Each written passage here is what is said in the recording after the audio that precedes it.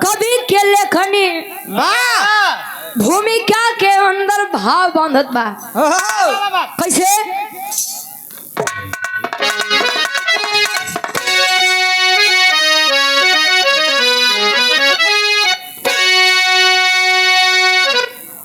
अरे चक्र सुदर्शन त्रिशूल विश्वकर्मा जी जिसको खुद ही बनाए।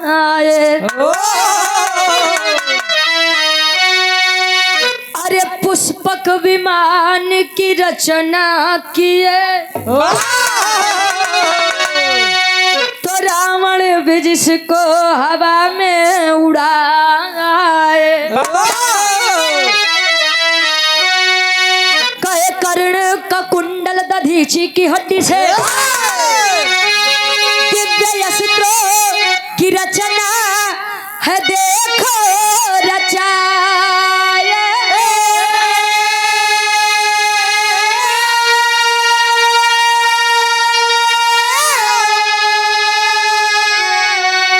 अरे विश्वकर्मा भगवान दुनिया के पहले इंजीनियर है, बात जो मुल्क तू बताए।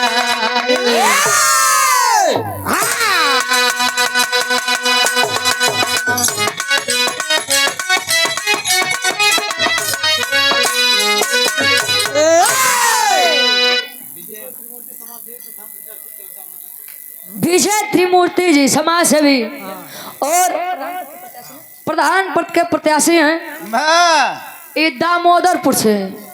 बहुत बहुत धन्यवाद भाई। क्या पिया क्या कहना? कहे चक्र सुदर्शन त्रिशूल वज्र विश्वकर्मा जी जिसको है खुद ही बनाए। पुष्पक विमान की रचना किए और रावण भी जिसको हवा में उड़ाए। कहे वेद में भेद नहीं, भेद है विद्वानों में के जानला। कहो कौन लड़का रहे जो हम पेटे के अंदर बतियावे का वेद उठा देख ले तो ये क्या मतलब ही है बाकी आदमी थोड़ी जन्मा है। वो तो केवल देवता अवतरण ले यहाँ धरती पर। आदमी तो इतना सातिर नहीं हो सके। हाँ हकीकत बात है भाई। अगर जो पेट के अंदर बोल दे वो भाई वो तो फिर है बा ना कि इंसान नहीं, वो केवल देवता या मैं। पहले के लोग पुरनिया कहते हैं कि बेटा आवे दो कलयुग के अंतिम चरण। भाटा लग्गी से तोड़ाए, भाटा लग्गी से तोड़ाए। बैगन के पेड़ कितना बड़ा होते आप लोग देखे ना। और लग्गी से तोड़े के मतलब बेटा कि आदमी कितना बड़ा हुए हैं, ज्यादा से ज्यादा 3 या 5 इंच का कब चले। हाँ भैया तब पता नहीं हुआ वाली पीढ़ी मानी कि नहीं कि पहले के समय में लोग 3.5 हाथ के रहते रहे। तब अपन अपन फेर बा। बड़ी सुंदर कवि जी गजल के भाव लिखत हैं। कोनो लड़का अपने बेवफा सनम दे कहे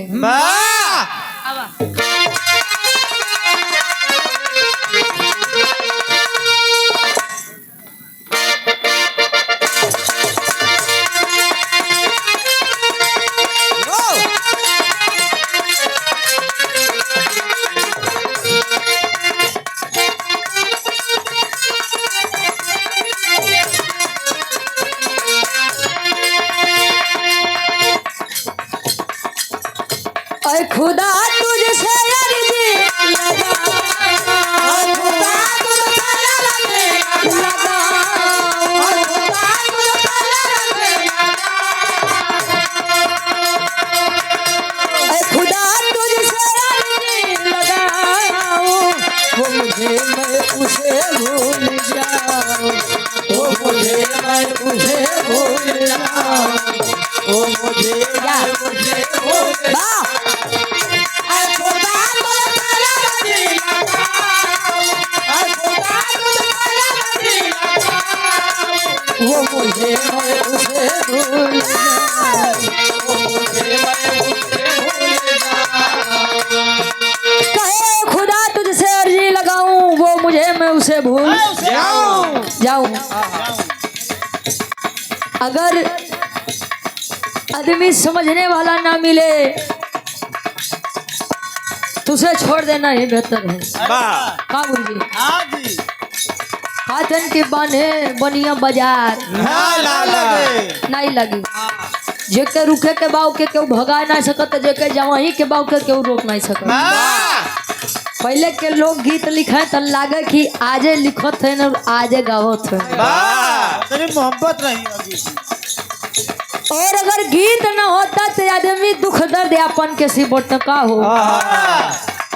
और एक बात, आदमी का मूड जिस दिन जैसा रहता है ज्यादातर करे मुँह से वह गाना निकलत है।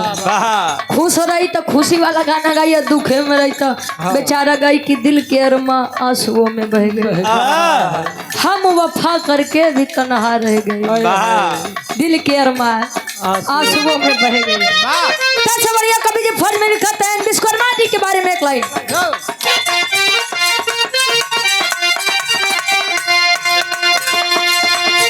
कल विश्वकर्मा अपनी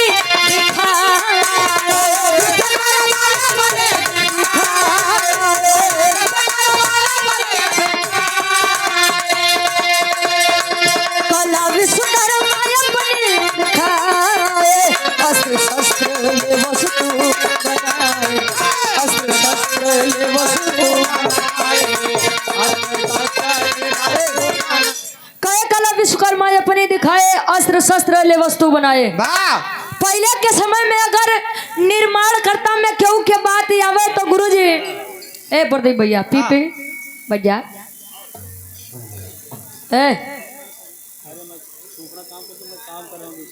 अरे महाराज तू लोग बतिया अच्छा ठीक बा तले देखा, लेकिन शांति भाव से।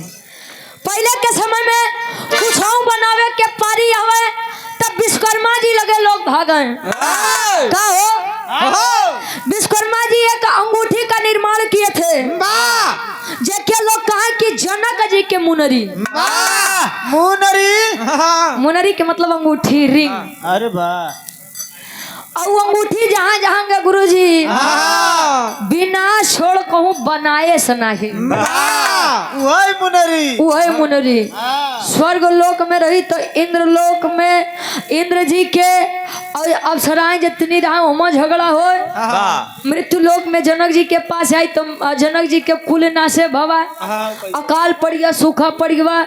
सीता जी के साथे पहुंची हूँ अयोध्या में तो अयोध्या के नाश हो गया।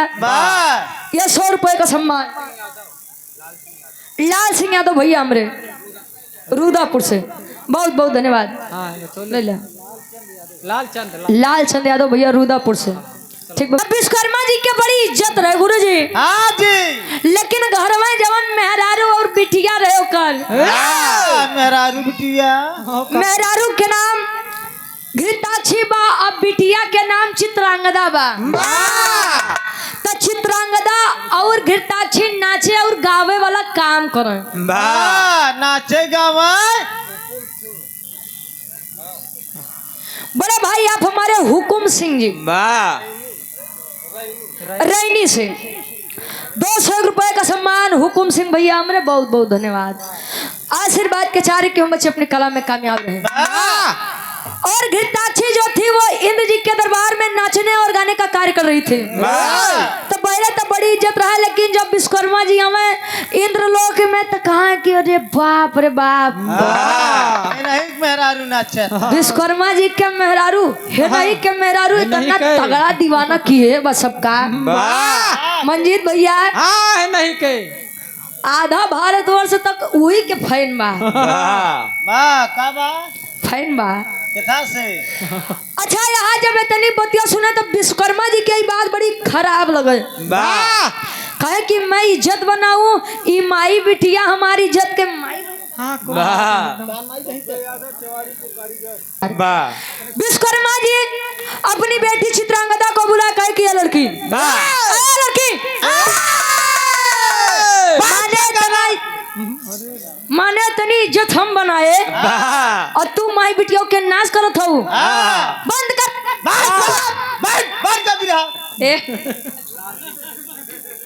अरे यार नाचे में और गावे में बड़ा अंतर होता है और यूट्यूब उठाए के देखला अगर हमार कमर जरा से कहूँ हिली हो खाए बदनाम करत है भाई अरे 51 रुपया गगन समीरा 5 तत्व से बनल समीरा जब बैठे कहे रुचि बिटिया सब तो बताओ लेकिन वो 5 तत्व के नमवा नहीं बताओ सफेद चुतिया आदमी है का यार छित जल पावक गगन समीरा का कहे कि तबो नहीं 5 तत्व के नाम बताओ हम जाएंगे वो ज्ञान मंदिर से आओ तन कंपोजिट वाले हैं जाएंगे छोड़ा उनके अब यार चित्रांगदा के जब कर बाऊ बिगड़े तो मन उदास बा और स्वर्ग लोक को छोड़ करके चली है कहाँ मृत्यु लोक ये अपने मृत्यु लोक धरती पे आज अभी इस तले होत का एक लाइन गीत लगत बा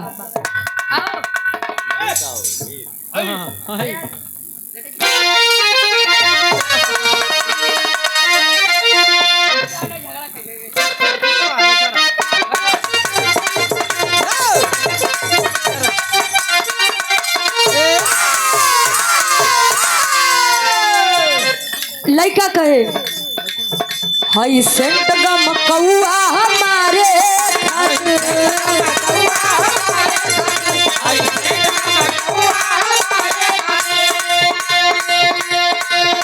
समान पावे तोहरे सितारे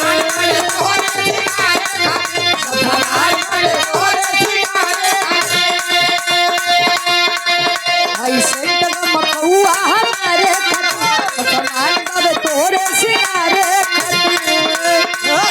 लड़की कहे कुली लैला झुमका लैला कजरा हाय खाई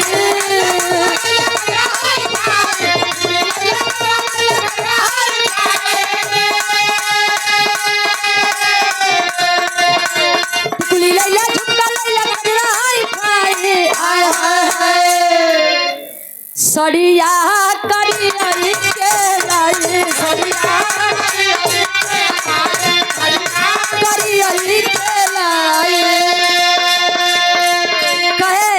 छड़िया करिए के लाई दुल्हा दुल्हई के बात रहे लेकिन विश्वकर्मा जी की बेटी चित्रांगदा मन को उदास करके आई है जब स्वर्ग लोक को छोड़ करके मृत्यु लोक में और मृत्यु लोक में घटना घटत बा कौन घटना रहे नारायण सिंह नारायण होके कन्या में गुस्सा वहां से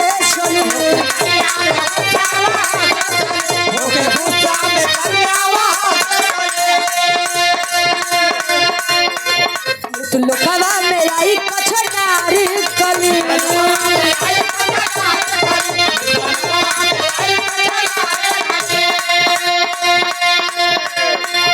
होके गुस्सा में कन्या वहां से चली तो लोकवा में आई कछनारी कली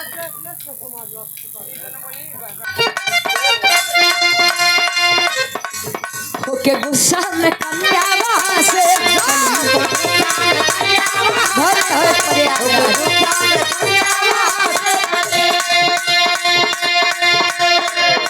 तो लोकवा में आई कछनारी कली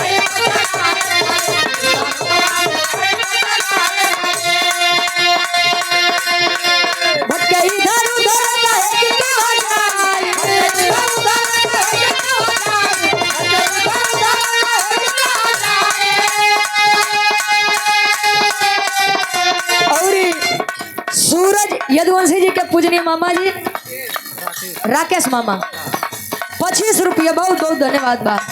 आशीर्वाद के चारे के बच्चे अपने कला में कामयाब रहे।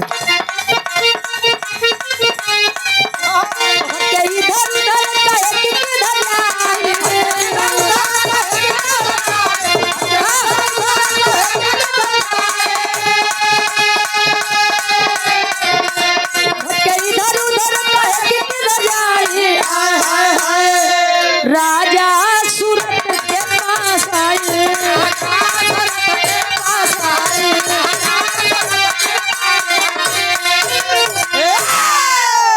आई है चित्रांगदा मृतलोक।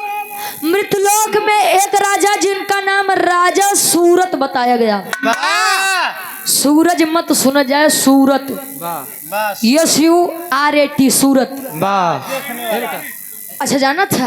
अरे इलाहाबाद वाले इंग्लिश में जानिए तो बेकार बा। हाँ, इंग्लिश के जन्म तो प्रयागराज से भावा।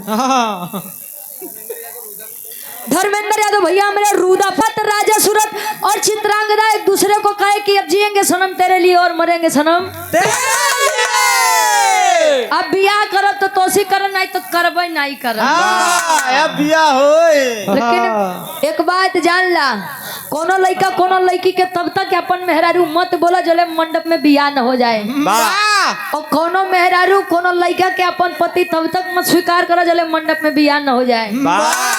बियाह तक तो बियाह मंडप तक तो कटाई जात बा। तू लोग 10 साल पहले के सोच के बैठा बियाह कटाओ। और राजा सूरत के साथ भी यही हुआ।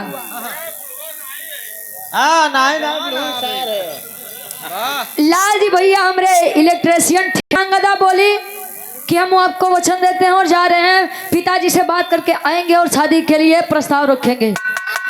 राजा सूरत बोल दिया ठीक है चित्रांगदा जाओ, मैं तुम्हारा इंतजार करूंगा लेकिन आना जरूर। चलिए है चित्रांगदा पहुंची है विश्वकर्मा जी के पास। तब विश्वकर्मा जी स्वयंवर रचावत है अपने बिटिया बदे। और जब स्वयंवर रचावत है तो लड़की तैयार हो क्या कहे पिताजी एक बात करनी है। कहे कि बेटी मुझे भी तुझसे एक बात करनी है। कौन बात? कहे कि तुम्हारी शादी करना चाहता हूँ। चित्रांगदा एकदम प्रसन्न कहे लागत बा कि बाबू हमका कहे न दियो कुलपतिया खुदे रखले हैं। इतनी बात जब सुनी कहे पिताजी मैं आपके सामने कुछ कहना चाहती हूँ। कहे कि बेटी चुप, अब तार मन पसंदीदार वरी हरे मिली। कैसे? कहे कि स्वयंवर रचा हूँ। स्वयंवर का मतलब बनवारी का है कि स्वयं की इच्छा से वर को खो जाना ना। हाँ इलाहाबाद है हम जाना थे। कहे कि स्वयं की इच्छा से वर को खोजना। अच्छा एक बात हमारे नहीं समझ में आवत गुरु जी, सीता जी के स्वयंवर में 10,000 वीर पुरुष गए हैं। पहले तो धनुष पारी पारा उठाए नहीं उठा तो 9,999 आदमी एकदम गुरुजी मिलाई के जब धनुष उठावत है नहीं उठा। सपोज करिए अगर वह धनुष उठ ही जाता तो सीता जी अकेल उठावे वाले 9,999 आदमी। एक लड़की होता ना वीर लगे कैसे जात हो। सबसे 6 घंटा पारी बांध लेते हैं। 5 रुपया हमारे बनवारी काका बहुत बहुत धन्यवाद। हाँ लौटा दो फिर हमारे बनवारी काका बहुत बहुत धन्यवाद। हाँ हाँ फिर हम बुलवा दे भाई। अच्छा गौर करेंगे। खैर छोड़ा हो ये वह जो राम रची रखा। राम बाबू राम बाबू यादव हमारे गार्जियन। अब बैठ जा। नहीं जाया मत। अरे जाया नहीं बैठ जा बैठा। ए भैया स्वयंवर जब रचा गया चित्रांगदा कहे कि स्वयंवर हमारे बदे का तोरे माई बदे। कहे बाबू तार दिमाग खराब बा। कहे काहे रे? कहे कि स्वयंवर मैं शादी नहीं करूंगी। क्यों? कहे कि मैं मृतलोक के राजा सूरत से प्रेम करती हूँ और उन्हीं से विवाह करूंगी। घोर बेइज्जती करबे ताई। अब विश्वकर्मा जी के भाई है तनी सभा में बेइज्जती कहे कि ये लड़की जिस लड़के के लिए तूने आज मेरी इज्जत नहीं समझी मैं तुझे श्राप देता हूँ कि तू जिससे भी शादी करेगी मेरी इच्छा के खिलाफ वाह वह मंडप में ही मृत्यु को प्राप्त हो जाएगा। संदीप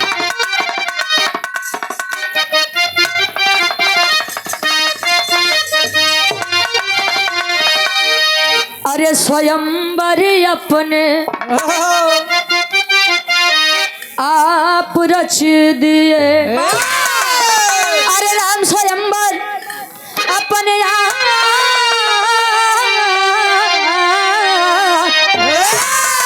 अरे स्वयंवर अपने आप रच दिए, हुआ तो दिए नहीं बदले में मिला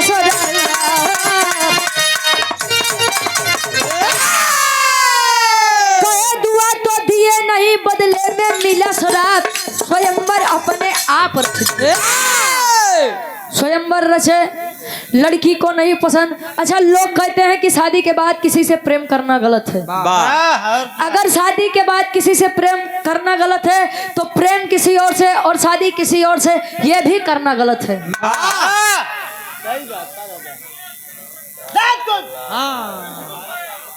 बस बनवारी काका नहीं तोसी मूड मिजाज में हमारे डबल गुरुजी यहाँ हम उनके कब से समारत कुछ उल्टा सीधा नहीं बोले जायदा। हाँ उम्र होगी बा उम्र के लिहाज करा। राम बाबू यादव हमारे भैया भोपतपुर से पुनाई 51 रुपया बहुत बहुत धन्यवाद बा। चलिए चित्रांगदा उदास होकर के और सोच रही है कि मैं अपने पति के बिना नहीं जी सकती हूँ तो मेरे जीने का दायित्व ही कुछ नहीं है। पानी में कूदी है जान देने के लिए। अब पानी के बहुत ज्यादा बात तले ऋतिक ध्वज मुनि के कुटिया के पास पहुंचत बा। ऋतिक ध्वज मुनि 2-4 शिष्यों को भेजे कहीं बेटा लेकर आओ देखो कौन है। आई है चित्रांगदा पूछे ऋतिक ध्वज मुनि की बेटा क्या बात है, इतनी कम उम्र में इतनी छोटी उम्र में इतना बड़ा कदम लेने का क्या मतलब समझो। खाए बाबू हमारी बात सुनिए, वार से उल्टा का कहरा रहे यार से सीधा का कहरा। कभी जी चौक के बाहर खत्म कैसे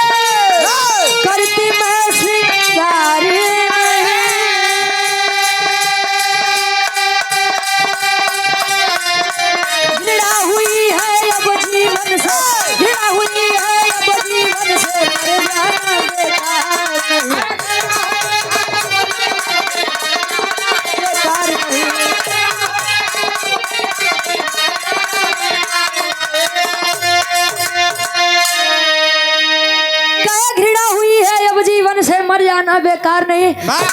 खाए बाबा क्या प्यार करना गलत है, कहीं नहीं गलत है। कहे अपनी इच्छा से शादी करना क्या ये गलत है, कहीं नहीं गलत है, बिल्कुल नहीं गलत है। कहे तो कहे कि मैं विश्वकर्मा जी की बेटी चित्रांगदा हूँ और मैं यहीं के एक राजा मृतलोक के राजा जिनका नाम राजा सूरत है उनसे प्रेम करती हूँ और विवाह करना चाहती हूँ। कहे तब हर्ज ही क्या है उसमें बेटा।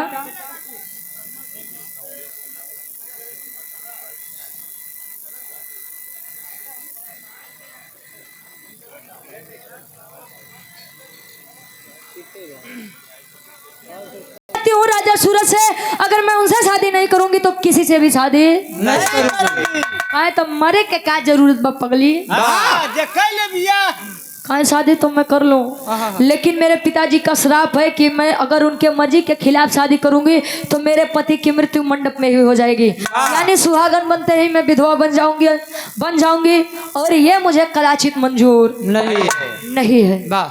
जब इतनी बात सुने हैं तो ऋतिक ध्वज मुनि बुलाए हैं विश्वकर्मा जी को।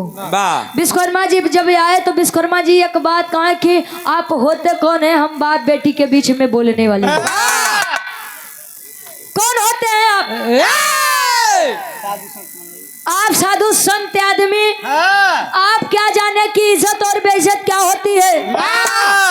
ऋतिक ध्वज मुनि को ये बड़ा बुरा लगा कि ये कल के आए हमका कहानी बताओ थे कि हमका इज्जत और बेइज्जती के कुछ मतलब है नहीं पता, खाली माला गुड़िया गिने बस इनके अहंकार वो तो सुना विश्वकर्मा जी बड़ा खेला करे तू। अब तनी ऋतिक ध्वज मुनि के बात सुना का तनका बछोरे पीछे बैठा है लड़का देखे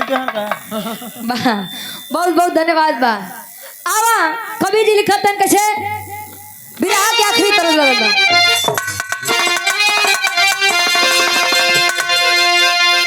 आए हाय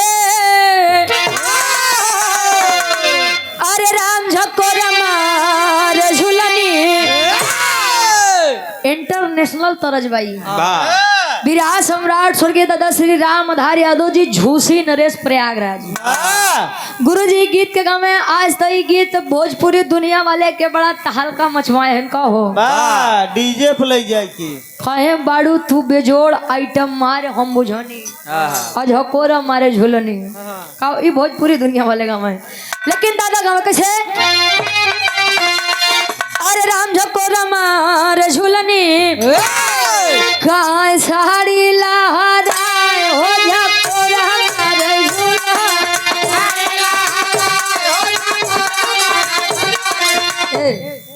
विराट सम्राट स्वर्गीय गुरु हैदर अली गुरु जी गाँव में कैसे अरे राम घुसुरी का बाबा था गसार बरधा अरे राम घुसुरी का बाबा था कहाँ सारी मजारी घुसुरी का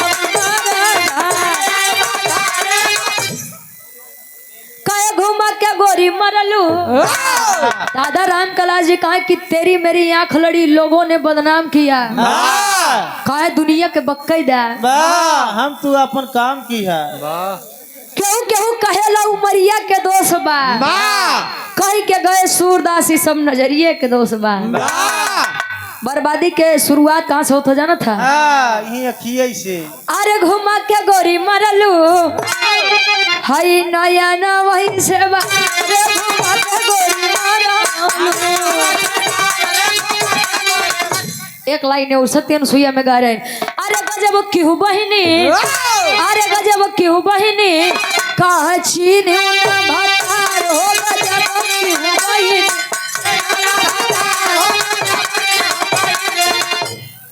ये तो तरज रहे गुरुजी आए हैं जब विश्वकर्मा जी को श्राप मिला किसके द्वारा ऋतिक ध्वज मुनि के द्वारा।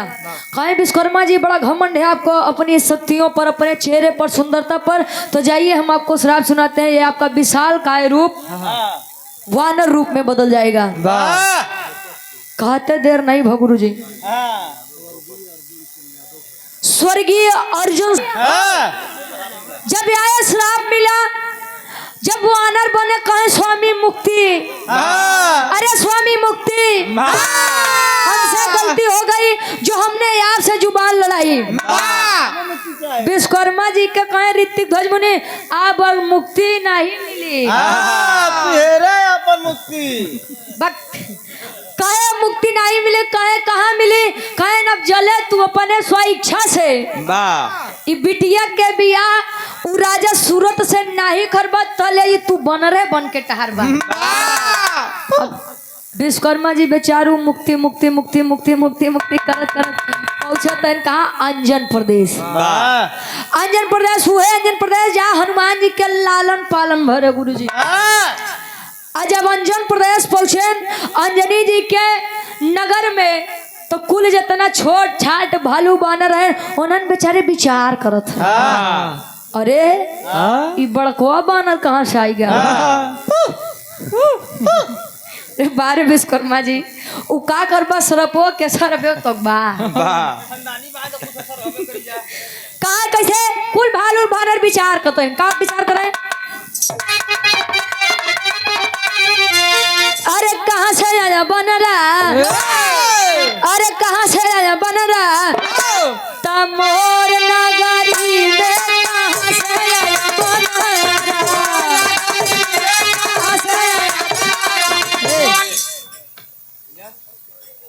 कहाँ से आया बनरा मोर नगरी में कुल विचार करते हैं तो हनुमान जी कहो हो विश्वकर्मा जी इतना बड़ कांड कई के लौटा है तो मालूम हो गया हाँ हो कहे अगर तू विश्वकर्मा जी वानर बन के आया है तो तू इतना बड़ा कांड नहीं करे है बड़का वाला कांड के बड़का कांड कई के लौटा है अच्छा यार ये देखें तो हनुमान जी पहुंचे तन कहाँ जाना थे आप लोग कहाँ विश्वकर्मा जी के मेहरारू घृताक्षी लगे और घृताक्षी वह स्वर्ग लोक में बढ़िया नृत्य के कार्य करे तो कहे का हो सब दिन नचबे करबू का दिक्कत बा का दिक्कत ही बा कि तोहार विश्वकर्मा जी मृत्युलोक में हमारे प्रदेश में बानर बन के बैठा है कहे का करत हा हुआ बानर बन के कहे उ श्राप लगा बा ऋतिक गजमुनि के कहे तब कहे आवा चला अगर प्रेम चाहती हो उनसे तो अरे वाह लेके आवत है कैसे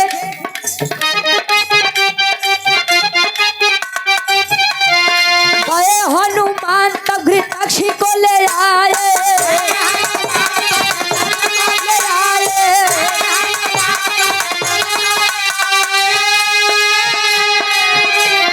वानर बन के विश्वकर्मा संबंध बनाए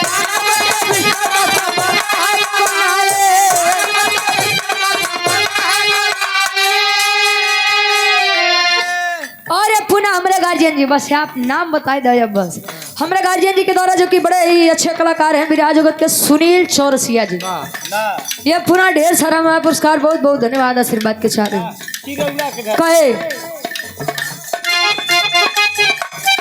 गए हनुमान तब घृताक्षी को ले आए वानर बन के विश्वकर्मा संबंध बनाए अरे दुई लइका पैदा भइले अरे दुई लइका पैदा भइले चर्चा सगरी में कहां से आया अरे मोरा गरी में कहां से आया कहां से आया मोरा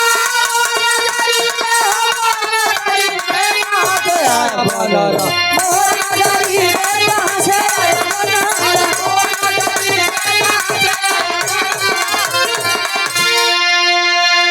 गए हनुमान घृताक्षी को लेकर आए और जब हनुमान जी लेके आए घृताक्षी का तो विश्वकर्मा जी के मेहरारू लोग हंसाए हाँ हमारे जना तो बनरों में बड़ा नीमन लगत है पुछिया छटवार लाल आए वो सब तो ठीक है बस पूछिए छोटे बा हाँ गुरु जी बतिया सब ठीक बा खाए हमारे जना तो बनरों के रूप में बड़ा नीक लागत है अब यारी बात हो बा कहे अगर तोरे जना नीक लागत है तो तू काहे नहीं बनरी बन तू अब तू बन हनुमान जी का देखा कहे पागल हो गए हनुमान जी वो बानर बने तो का चाहते हम बनरी बनी कहे देखा अगर वो आदमी निक लागत है तो जले अब तू उनके प्रवेश में नहीं ढलबू तले प्रेम कहाँ से मिली अब तू लड़की वो नारी जात तू बेचारू वानर जात तो प्रेम कैसे दी है तो है या से वानरी बन जाओ कहे वानरी होनरी हम नहीं बनल कहीं कि ना बन जाइए अभी कुछ दिक्कत है अच्छा वानरी बने घृताक्षी जी जब वानरी रूप लिए तब लगे विश्वकर्मा जी के सामने पोज पर पोज मारा हाँ हो वैसे अब जात कौनो भी हो लेकिन अगर वो नारी जात बा तो गुरुजी वो तो पोज मारबई करी। वाह, जब पोज मार तो फोटो खिंचाबे करी। अच्छा जब यार गृताक्षेन लगा विश्वकर्मा जी के इशारा करो तो विश्वकर्मा जी कहे मुक्ति गया भाड़ में। चलिए अपन जुगती लगाई पहले, कहे पहले चलिए नहीं के पीछे। अच्छा पीछे लागत है गृताक्षी की कहीं लागत बा काम होत बा, धीरे धीरे काम होत बा। अच्छा दोनों में प्रेम हुआ, संबंध हुआ और दोनों के संयोग से 2 वानर पुत्रों का जन्म हुआ। अब वो 2 वानर पुत्र कह रहे हैं ई आल्हा के भाव में हम प्रमाण देवे, लेकिन जब घृताक्षी के 2 लड़का भाव गुरुजी वो सोचे बेचारे कि हम आऊ कहाँ आई के फंस गए हनुमान के बात। 2 लड़कियां पैदा होत हैं, वहां रहे तो नाचत गावत रहे, इनके पीछे बनरी बन के टहरे के परत बा। हम तो चले अपने देश, ये झेले इनका जवन झेले के बा। अब ये खुद सहज चले। अच्छा अब चल दिया। अब विश्वकर्मा जी का ध्यान जब टूटत है कि अरे साला हम कहाँ फंसे, मेहरारू के पीछे हम मुक्ति खोजे भुलाएंगे। ऐसा न हो कि विश्वकर्मा तू बनरे बन के रह जा जीवन भर। अच्छा चलो तो है फिर से मुक्ति मुक्ति करत पहुंचते हैं कहाँ, ऋतिक ध्वज मुनि के पास। कहा स्वामी कुल खोज डाए लेकिन राजा सूरत नहीं भेटाने। अब एक कहा राजा सूरत के बोलावे, हम कन्यादान कर दई अयुबान रूप से अब हम मुक्त हो जाई। राजा सूरत जब आए अतले हो तक का पापट के भाव लगत आओ।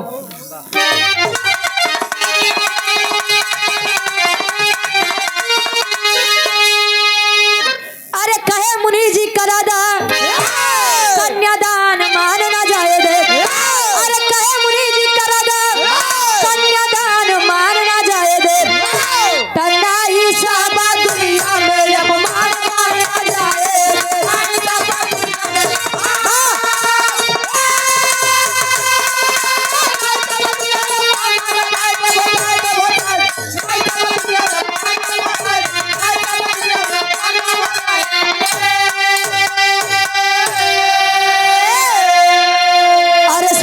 विश्वकर्मा जी हाथ को बढ़ाए हैं, चित्रांगदा के हाथ राजा सूरत को थमाए हैं।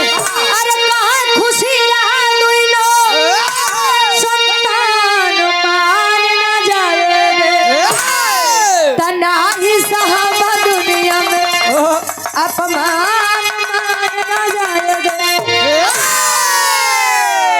विवाह कराए विश्वकर्मा जी अपनी बेटी चित्रांगदा और राजा सूरत के जब विवाह संपन्न भा काहे मार दोनों लड़का खुशी रहा। लेकिन अब स्वामी ई तन से हमका मुक्त करा। अच्छा मुक्ति जब मिली फिर से विश्वकर्मा जी अपने रूप में आए, चल दिए कहाँ अपने कार्य में।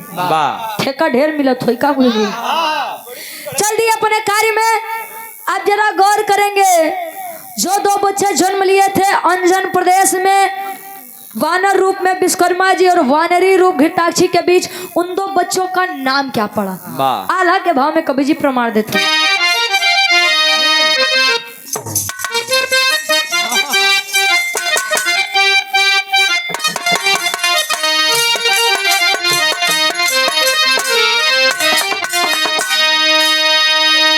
वानर रूपवा में कैले विश्वकर्मा मन माने बाबू। घृताक्षी गुजरी रस संबंध बना। 2 लड़का पैदा भइले अंजन पर देशवा में बाबू। नल नील जे कर नाम पड़ी जा। खेल कूद खुशी होई के अंजन पर देशवा में बाबू। माई अंजनी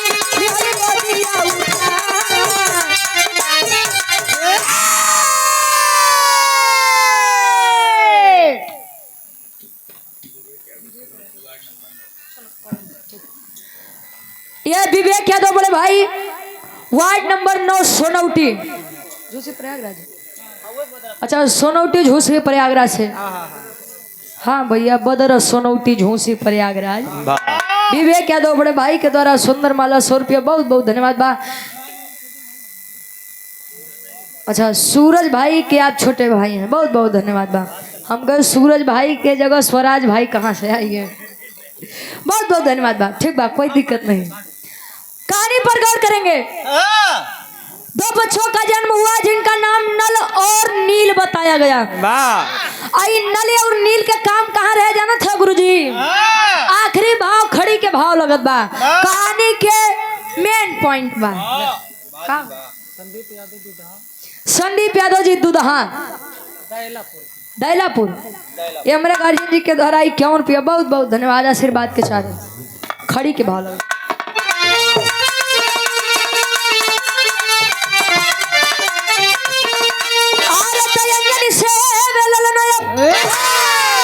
अरे बजरंगी हो गए, अरे अंजनी से अरे बजरंगी हो गए, तब पैदा नल नील हो के उनके संगी हो गए।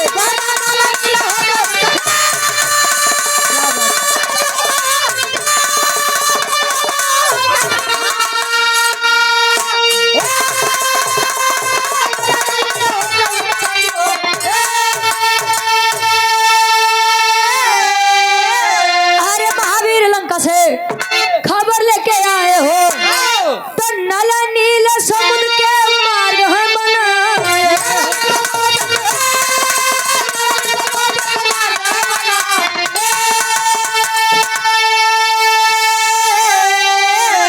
अरे हुई लड़ाई तीनों वीर, अरे जंगी हो गए, तो पैदा नल नील हो के उनके संगी हो। नल नील के मेन कार्य कहाँ रहे गुरुजी? रामायण में, वह राम सेतु निर्माण में। शायद नल नील न होते तो शायद राम सेतु बनत का हो। अच्छा, कभी कभी होता है कि हमारे लिए श्राप भी वरदान बन जाता है। जैसे जब राजा दशरथ जी के द्वारा बाण मारा गया था, किनको? श्रवण कुमार को। तो उनके माता और पिता ने उनको श्राप दिया था कि जैसे पुत्र वियोग में हम मर रहे हैं आप भी मरेंगे। तो उस समय राजा दशरथ कोनो संताने नहीं रहे, तो राजा दशरथ बड़ा प्रसन्न रहा। कहा जब लड़के नहीं बा तो पुत्र वियोग कहाँ से हुई? उस श्राप के कारण एक नहीं 4 गदेला हो गए गुरु जी उनके। उस श्राप उनके खातिर वरदान बन गया और पुत्र वियोग में ही राजा दशरथ मृत्यु को प्राप्त हुए थे। और सेम चीज यही नल नील के साथ हुआ था। जब बचपना था तो बचपने में उनका शरारती स्वभाव के कारण ऋषि मुनियों के द्वारा श्राप मिला था कि बालको तुम बड़े उत्पाती हो। तुम दोनों बहुत उन्मादी हो, उत्पाती हो। कहाँ जाओ, मैं तुम्हें श्राप देता हूँ कि तुम लोग कितना भी भारी सा भारी पत्थर पानी में फेंकोगे, वह पानी में पत्थर कभी भी डूबेगा नहीं। और ये श्राप राम सेतु निर्माण में नल नील के लिए आशीर्वाद बन गया। मेरे विराह के शीर्षक रहे विश्वकर्मा जी बने बानर और नल नील का जन्म। आखिरी में खानदान के परिचय बा। गुरु बिहारी गुरु लाल गुरु गाए, अरे स्वर्ग से चंदिका कभी चंगी अब हरिसाए।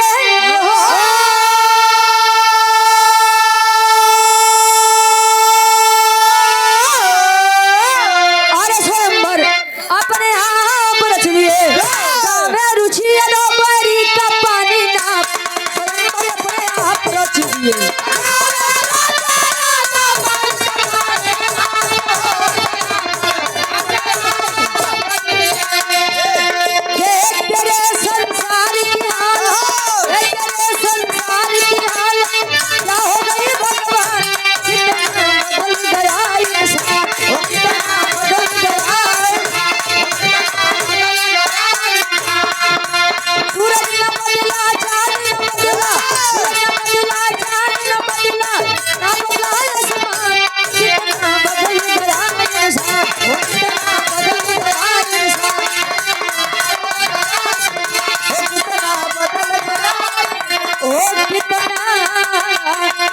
अरे बदल गया